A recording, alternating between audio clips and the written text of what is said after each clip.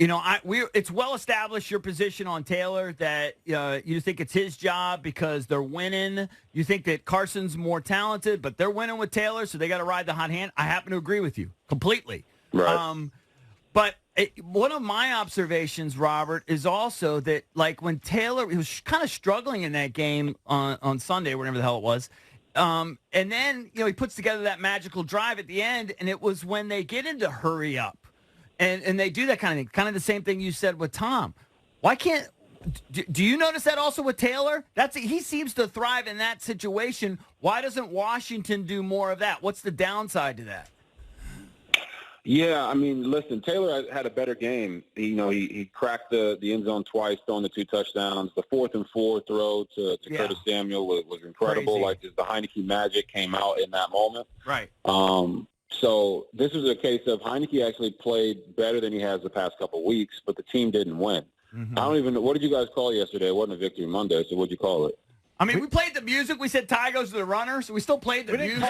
We probably should have. It was just a football Monday. Like although Robert, it was kind of a loss because before the game they were in the playoffs and now they're out. So it was kind of a slight loss. Right. Yeah. So I was wondering, like, what were you guys going to kind of address that? But the reason I think they won't do that with Heinicke is because their identity of their team has been run the football. Right. Don't limit the pass attempts, right? He threw the ball 41 times on Sunday, and that's not what they want. But he did perform at a high level down the stretch, running the hurry-up offense. So really it comes down to how bad are the guys injured up front. I know they had 2 guys go down with Larson and the left tackle, I believe. So are those guys going to be really banged up moving forward? Is that going to impact the running game? But at some point, we all said this the past couple of weeks, Taylor Heinicke is going to have to win them a football game. Mm-hmm. And this past week, he couldn't do it against Daniel Jones and the Giants, so they get a bye. They get to come back and do it again. But at some point, he has to be the catalyst to get them into the playoffs. Based off of what I saw on Sunday, I think he can get it done. He seems to be coming around and getting more and more comfortable. They trust him to throw the ball 41 times. That's a good thing. Mm-hmm. So what do you think? Obviously, a bye week, and so they can rest up. Their offensive line still has a lot of issues. They lost their center, Tyler Larson. I don't know what his status is going to be. Didn't look good. He was carted off. Yep. So, and then the Giants are playing Philly at home. That's obviously going to be tough. So if I had to put money on it, I'd say Philly wins that. So the Giants would be 7-5-1 as well. What are your thoughts about that game coming back here? Yeah, that game, to me, it just comes down to 2 things. One, you just mentioned the offensive line that I mentioned before. They got to protect Taylor better. 5 sacks, 2 fumbles. That's not good. That aided to his perceived struggles throughout the game, despite what the numbers say. And then they got to stop Daniel Jones running the ball. You look at Washington, in every category, they had more passing yards, they had more rushing yards. Obviously, they had the bigger moments in the game, and they still tied. So if the defense can shut down Daniel Jones running the ball, then I think everything else comes into play because Deron Payne had 2 sacks, played extremely well. They can't give up the big play like Holmes did down the field to Slayton because that keeps the Giants in it. But this defense for Washington, once again, just got to continue to sing their praises because they're the ones that are keeping them in the game when the offense is struggling a little bit. Like, people don't realize this, but when you just look at like the scheme of the drives that Washington had after halftime, you're talking about a punt, a field goal, so you got a fumble, a punt, a missed field goal, a punt.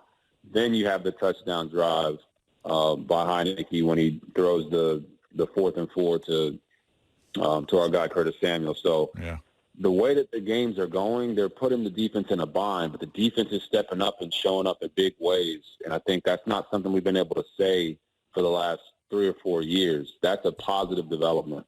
As long as Heinicke protects the ball and they protect him, they should beat the Giants next time around. Talking to Robert Griffin III, I'm wondering what your opinion is on Daniel Jones. Now, he seems to play really well against Washington. Against the rest of the league, not necessarily so much, but you can see the talent, and I'm wondering if you think he would fare better. Look, you see what has happened with Tua as they've brought in Tyreek Hill and they have Waddle. Right. You see the effect that Devontae Adams has on an offense. Like, he doesn't really have playmakers, so he's not playing with the full deck. What's your opinion on Daniel Jones? Guys, I think Daniel Jones has shown himself to be more than a competent starting quarterback. You know, he's not the greatest guy, quarterback in the league. He's not a top 10 quarterback in the league. But he's showing you that with the right coaching, he can be a viable option for you. I think his athleticism has really taken over this year for him. He's like, hey, if it's not there, if I don't have the weapons, the guys aren't getting open, I'm just going to use my legs. And I think that's what's kept them in games. No one at this point in the season thought that the Giants would be 7-4-1. So that's a win for him. I thought coming into the year he had to, stop running to the manager and just like start handling stuff on the field for himself, stop looking to the coach for answers and find those answers himself. And I think he's done that. Has he done enough for them to say, all right, this is our guy for the long-term future? He hasn't done that, but he also hasn't done so poorly that you're like, we can't win with this guy. So it kind of puts the Giants in a bind of what they're going to do moving forward. But I think right now Daboll and the Giants are doing a phenomenal job of just focusing on this year. Win now, try to get to the playoffs, do it with Daniel Jones, and then when it's all said and done, you look at it and you say, all right, is there a guy in the draft that we think we can win with more than Daniel Jones? Because winning in New York is very tough. Look at what's happening with the Jets and Zach Wilson. Daniel Jones has faced so many different offensive coordinators, so many different head coaches, and he's showing himself that he's got the gall and the gonads to go out there and still attempt to get it done in the face of adversity.